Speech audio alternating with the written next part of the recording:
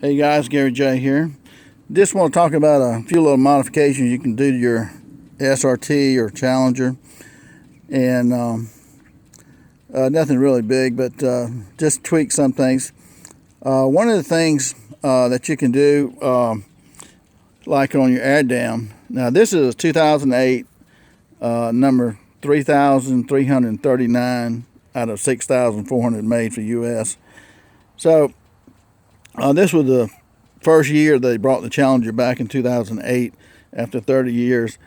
And so, you want to tweak them up a little bit maybe. But like if you have any kind of damage to your front air dam down here, you can replace that air dam for $100. $30 labor at a paint body shop. So $130 to replace this if you have any kind of dings or, anything wrong with that, which is pretty reasonable to me. Another thing you can do, like if you have any problem with your stripes right here faded or something like that, you can replace the stripes on your Challenger. Now, this is a carbon fiber stripe, which is not real carbon fiber, but the 2008, all of them came with carbon fiber stripes on the hood. They didn't go over the top of the car or to the trunk, just on the front. Chrysler doesn't make these anymore, what the dealerships tell me. So they are aftermarket, and this is an aftermarket carbon fiber stripe, which looks pretty good to me. You can't. They're really hard to find today. So if you ever wreck your car or something like that, and you got to put you can't get the original stripes. I guess that's the point I want to make. They just don't have them anymore. So those are things you can do right there, just on the front right there. If you have to, clean that up. Of course, on this one, I've got SRT 8 up here on the top of the windshield. I kind of like the red right there because on the side of the car, you've got the red Brembo brakes, and to me that kind of goes with that. And those are nice brakes, and those 20-inch wheels with 14-inch rotors will definitely stop this car. And I added this 6.1 liter Hemi badge to it because it didn't come with that. They were pretty stripped down versions of these cars, and I thought that the red would go together with the Brembo and with the visor decal up there on the windshield. These cars did come with 6.1 liter Hemi.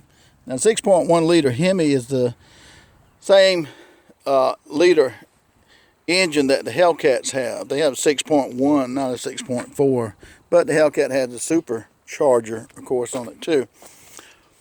Another thing is fuel cap. You can get different colored fuel caps. I kind of like this one right here, kind of a gold one. I think it sets off a little different. This is by Drake Racing, and I just think that's a little bit different. Another thing too, which I go down this little dirt road a little bit where I live, and so to keep it from sand from coming up and hitting the quarter panels and stuff like that on the bottom, I put these mud flaps on, and they look pretty good to me. That Brembo. These are OEM, so they were made for the Challenger, and if you get them, they're going to run about $100 for the whole set. And you can find the front set on eBay for about $55 maybe, and with shipping and handling, and it's real easy to put those on. And you can get the ones for the rear. The rear take 3 screws. The front one takes 2. Those screws are already there, except on the rear you have to drill for 1 more. The other thing too is recently put the louvers on the rear, kind of Lambo type louvers, which I really like the louvers here. And another thing too is Challenger right here. The car didn't come with that Challenger. I put that on. Now it did come with the SRT 8 there. And looking at the tail light, that's been painted with nightshade, that dark nightshade, which is really not that dark. It's not that dark, but and then a license plate here, SRT 8. Another thing too is this backup camera. That yellow part is LED lights. LED lights. That backup camera lights are worth putting in on the Challenger. On the Challenger, the backup light here, the silver part there, it doesn't really light up the back so you can see. But this backup camera with the lights on it really lights it all the way back up here really well. And so you can see 14 feet away in the rear of this thing. It's just amazing. And the backup cameras on the Challengers that most people tell me about at nighttime, they're pretty much worthless because you don't have a good backup light system on the Challenger. But with this LED, that works really well. It costs $100 for the backup camera, and it's a wireless backup camera, so you don't have to run wires from the camera all the way to the front. It's a wireless system with an antenna. Costs $100 and works excellent. So those are a couple things that you can do there.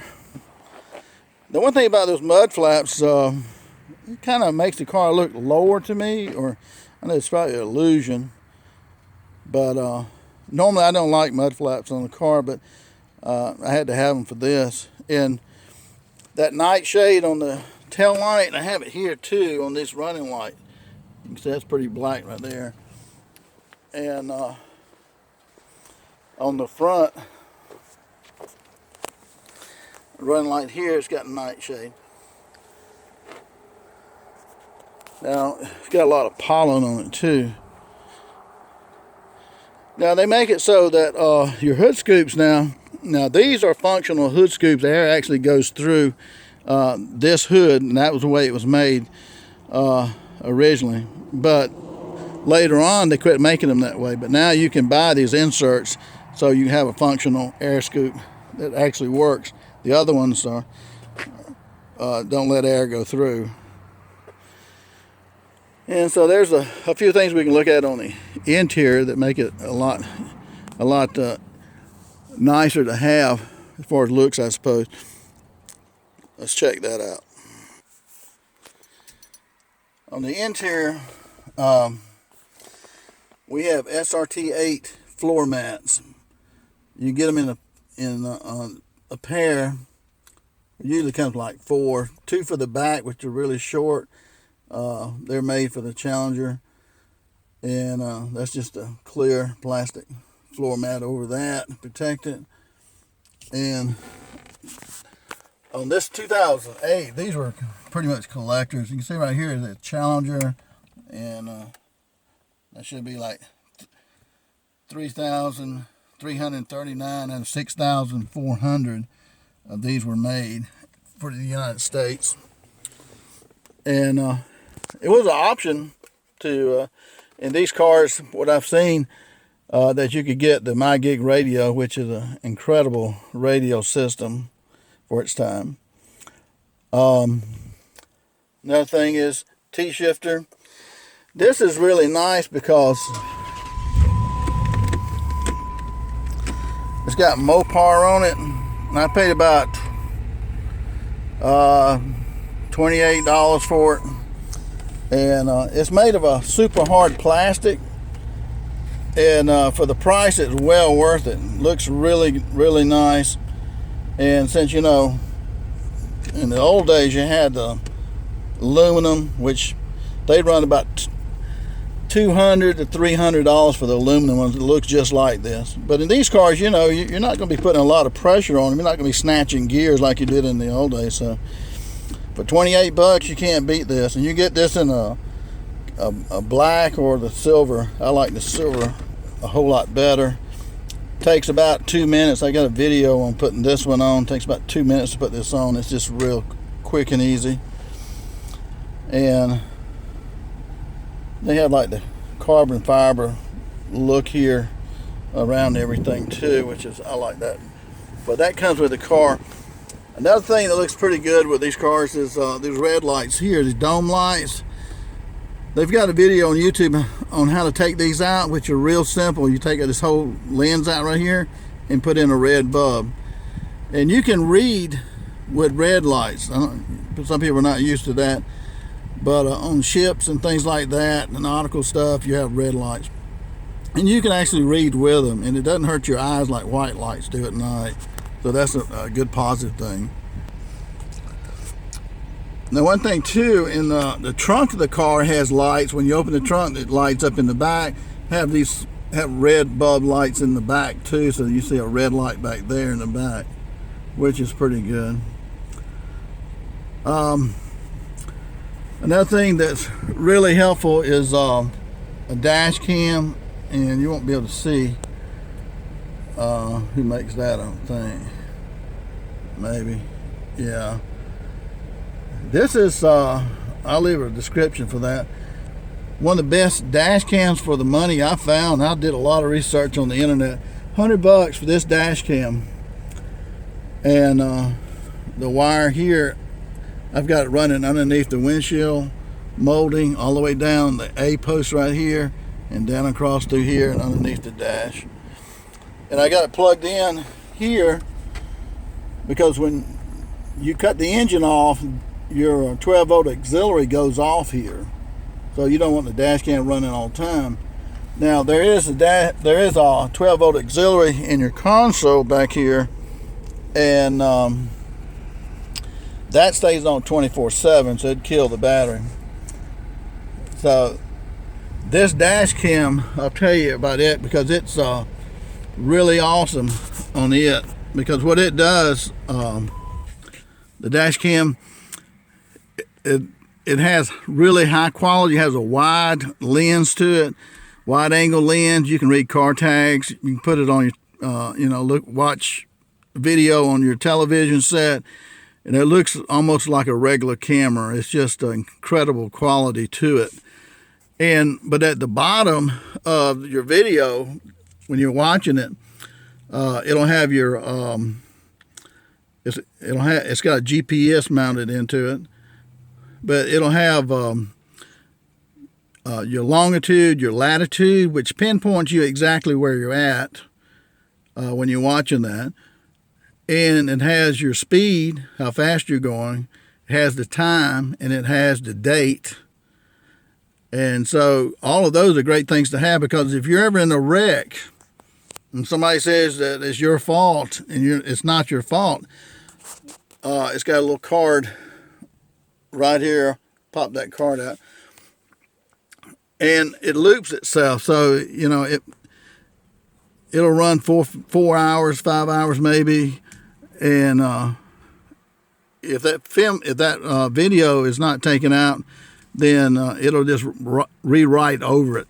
So it's a continuous thing, and that works really well. But let's say if you were going down the road and you stopped at a stop sign and you got pulled over, and somebody said you didn't stop. Well, you've got it on this type of video camera, because it shows you your miles per hour that you actually did stop. Plus, you can probably tell that you stopped with the video. Or if you were running at a certain speed and they say you were, well over the speed limit, and you were not, that would be very helpful too, because it would give you a GPS speed, which is not as accurate as a radar gun or something like that, probably, but it gives you an idea, of whether you're speeding or not. So it can be helpful in a situation like that. Now, I'm not bashing cops. I love cops to death. Those guys, 90% of the bad information that you get about cops is because of speeding tickets and things like that, or tickets for this and tickets for that on driving your vehicle. But I mean, they do an incredible job. So, you know, if you're speeding and you're in the wrong, you're in the wrong. I mean, even a car like this Challenger, you know, it's real easy to get 80, 90 miles an hour before you even know it. So I realize that, but they're just doing their job. And so I really appreciate the work police officers do. But, you know, there may be that one officer there that has it in for you. In every field of work or business, there's always someone there that you know, is not going to follow the rules completely. So you can't stereotype all of them. When we crank it up, I want you to look at this screen right here of how well this looks. We put it in reverse. And I'll leave you a link to this one. You can see really how clear it is back behind me. And the red is where you want to stop at. You have to adjust it. It swivels. You adjust it and tighten it down for your vehicle. And the only problem I have with the Challenger, some people talk about you can't see out the back. I don't really look out the back. I can look out to my side mirrors and stuff like that, so that's not a problem for me. But the only problem is when you do back up in the Challenger is how far to go back. If there's a car behind you, if there's a car parked behind you, if there's bushes behind you, sometimes that's a little difficult, and that's where this backup camera really comes into play to me. And when you're backing up, that LED on the camera itself lights up everything behind you, all the way up to this green part right here. It really lights up really well. The backup lights on a Challenger are not that bright at all, but you really need a backup camera on the Challenger, I think. These lights right here, the dash cam, the backup camera, your T-shifter, and your floor mats. If you don't have those, they really set it off. And another thing, on all my seats right here, I have SRT kind of a shoulder cushion right here. And these SRT shoulder cushions, I bought them off of eBay. They come from, I forgot the name of the country, but these things are so well made.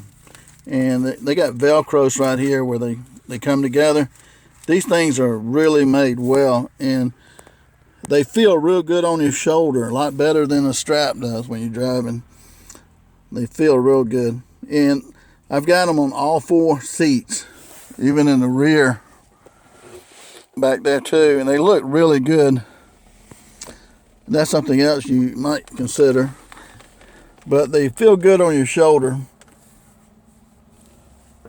That's pretty much, I guess, what I've got that I've added to this car as far as the outside and the inside. And underneath the hood, there's just a couple of things there. I just thought there's one other thing too. You can buy this strip right here. I don't even know how much these cost. They're not very expensive, but it feels like a metal. But it's really kind of a dark chrome look to it, and really pretty. Especially, you know, like on the original, if you got this scraped up or something like that, you can put these on, buy these strips right here, and they really look good. So that's another thing you can do there on the inside. Okay, looking underneath the hood, this is the 6.1 liter Hemi, and I just love the way they package everything. It's all neat, square, and in its place. The other thing that was put on this car here is this is a B&K 85 millimeter throttle body, Power Plus, and that's bigger than the original, and that gives it about 12-13 extra horsepower, on the dyno that B&K had the video on this, using the same car, basically same engine, 6.1. I don't know what it do to another engine, but 6.1, it gives it another 12, 13 extra horsepower. And this red right here is a spacer, which is supposed to help twist the air to modify it a little bit. Those are about $75 for the red spacer, $500 for the throttle body. The throttle body is already tuned, so you don't have to do anything. Only got like 4 bolts holding it on, so it's real easy to do that. The other thing is the cold air intake system. BBK has their own cold air intake system, which to me this is the same thing, but this is K&N. And on the dyno, this gives another 12, 13 extra horsepower. So if you put the cold air intake on and the BBK throttle body, 85 millimeter plus, that's about as high as you want to go on this one. You should get about 25 extra horsepower, and some say with a spacer maybe 1 or 2 extra horsepower with that. So that's the main things as far as horsepower is concerned. The other thing is this Diablo oil catch can right here. Those are about $140, $160. They're real easy to put on. You got a stud right here that thing screws into, and these are like vacuum hoses right here. And this catches oil, and this bottom part screws off. From this line right where my finger's pointing, that whole section comes off. You just unscrew it and pour the oil out of it and put it back on. But it catches oil, keeps your engine cleaner. That's the theory behind that. So, oil catch can about $150, $500 for the throttle body. K&N's probably $150 for the cold air intake. BBK is about close to $250, $300 for theirs. I don't think there's any real big difference. Could be wrong, but I don't think there is. So that's what you can do with the engine part and that's being simple.